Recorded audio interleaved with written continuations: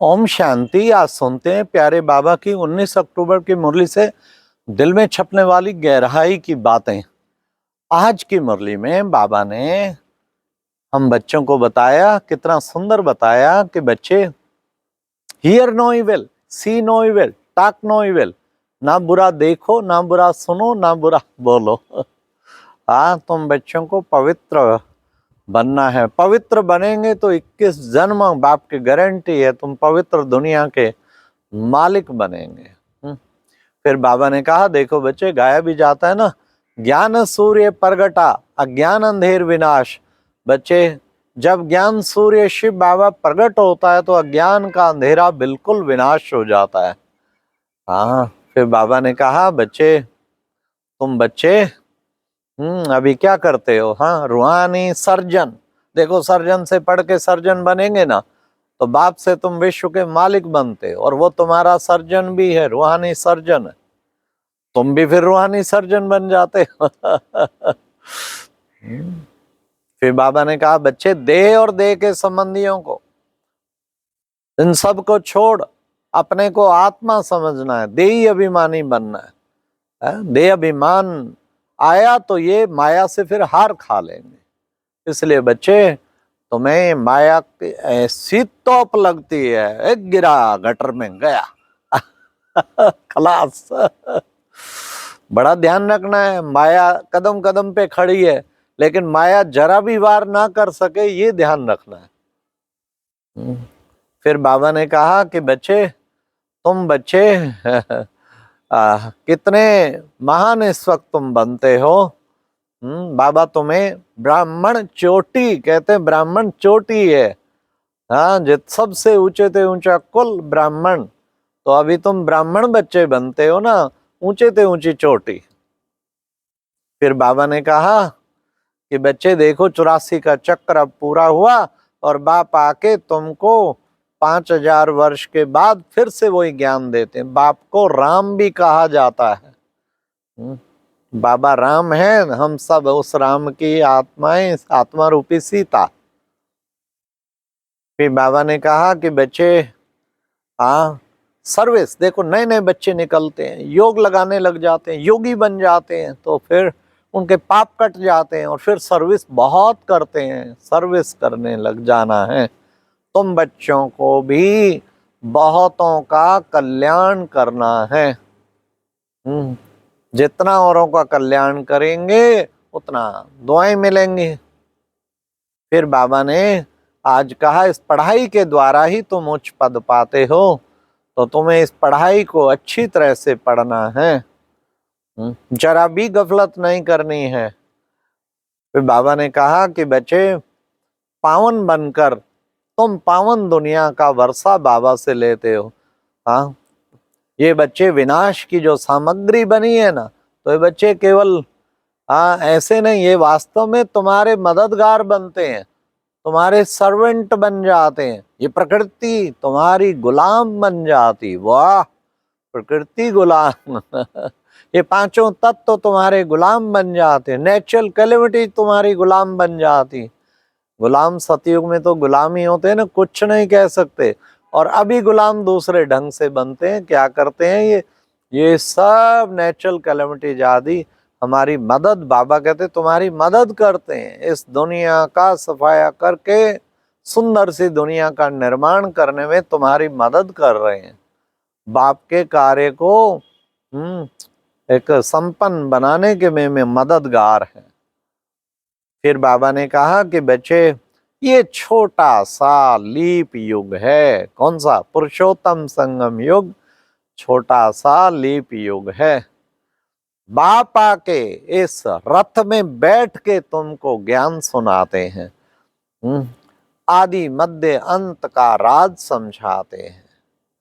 बाबा आके इसमें बैठ के समझाते हैं। तो तुम बच्चे योग बल से क्या नहीं कर सकते हो, योग बल से सारी दुनिया पर जीत प्राप्त करते हो। इस योग बल से तुम तत्वों पे भी सब पर जीत प्राप्त करते हो। तुम्हारे योग बल से सारे विक्रम विनाश हो जाते हैं। योग बल कितनी बड़ी चीज है, योग बल से विक्रम विनाश हो जाते। फिर बाबा ने कहा तुम बच्चों को दैवी गुण भी धारण करना है। दैवी गुणों को धारण करेंगे तो फिर बाबा का शो भी करेंगे। फिर बाबा ने कहा कि बच्चे अब तुम जानते हो हम सबको वापस जाना है। बच्चे वो तो घर में बैठे बम्स छोड़ेंगे और सारी दुनिया खत्म कर देंगे। हाँ, सारी दुनिया क्लास कर देंगे। बच्चे चलते चलते ज्ञान में पवित्र ना बने, फिर गिर पड़े तो सजाएं खानी पड़ेंगी और स्वर्ग में नहीं आ पाएंगे। फिर हाँ, स्वर्ग में तो बच्चे अथाह सुख हैं, कितने सुख हैं। ऐसी सुंदर दुनिया बाबा बनाने के लिए आया है जिसमें अथाह सुख है। तो ऐसी दुनिया में चलने के लिए बाबा कहते तुम बच्चों को पुरुषार्थ भी करना है ना। क्या पुरुषार्थ करना है? तुम बच्चे हो रूहानी बाप की रूहानी सेना। कौन है हम सब? रूहानी सेना। फिर बाबा ने कहा तुम कौन हो? तुम बच्चों का क्या यादगार है? तुम हो गुप्त वॉरियर्स। दुनिया को पता ही नहीं हम भी योद्धे हैं।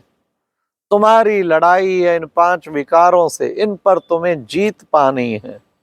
तुम गुप्त वॉरियर्स हो। फिर बाबा ने कहा ना केवल गुप्त वॉरियर्स हो, गुप्त महावीर भी हो। आज बाबा ने बहुत अच्छे अच्छे टाइटल दिए, गुप्त महावीर भी हो। फिर बाबा ने कहा कि बच्चे बाबा आया है अब तुम्हें इस पार से उस पार ले जाने के लिए, तो बच्चों को कितना ना पुरुषार्थ करना चाहिए। हर समय पुरुषार्थ में तत्पर रहना चाहिए। जितना पुरुषार्थ करेंगे उतना बाबा ने कहा क्या होगा, रूहानी बाप के साथ योग लगाकर तुम रावण पर जीत प्राप्त कर लेंगे। रावण पे जीत पानी है ना, हम सब बच्चों को रावण पे जीत पानी है। आज बाबा ने कहा बाबा कहते हैं बच्चे गुलगुल बनो, फूल बनो। मैं आया हूं तुमको गुलगुल बनाने के लिए और फूल बनाने के लिए। तो ऐसा पुरुषार्थ करो जो हम बाबा का नाम बाला कर पाए। फिर बाबा ने कहा कि बेहद का बाप कहते हैं बच्चे जितना तुम पवित्र बनेंगे उतना तुम सुखी होंगे, सुख शांति घर में आ जाएगी। वैसे भी कहते पवित्रता सुख शांति की जननी है। फिर बाबा ने कहा तुम्हारे सामने एम ऑब्जेक्ट हमेशा सामने खड़ी हुई है। हमारा एम ऑब्जेक्ट है लक्ष्मी नारायण बनना। वैसा हमें बनना भी है, औरों को भी बनाना है। ये हमारी एम ऑब्जेक्ट है। एम ऑब्जेक्ट सदा बुद्धि में रहनी चाहिए, तभी पुरुषार्थ अच्छा कर पाएंगे। मैं तुम सब बच्चों को काल के पंजे से छुड़ाने के लिए आया हूं।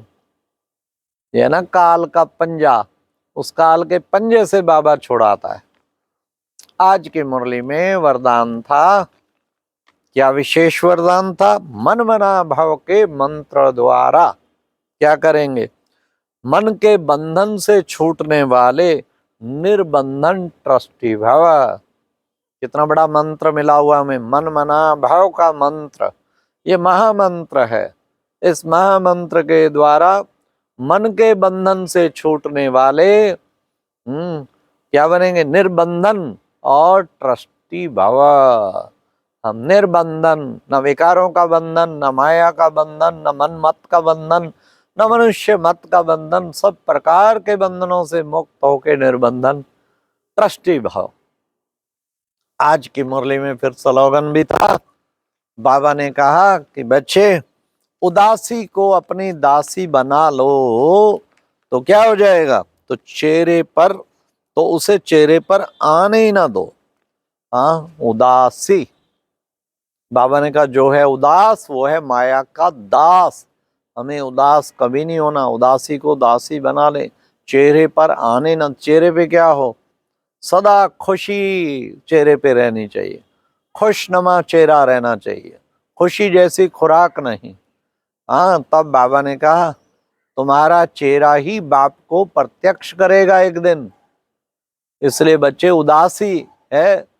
हाँ, उदासी है किस चीज की निशानी? उबासी, कभी बाबा कहते उबासी है उदासी की निशानी। आज बाबा ने कहा उदासी को दासी बना लो। उदास कभी ना हो, सदा खुश रहें। अच्छा, ओम शांति। ये थी आज की मुरली से दिल में छपने वाली गहराई की बातें। ओम शांति।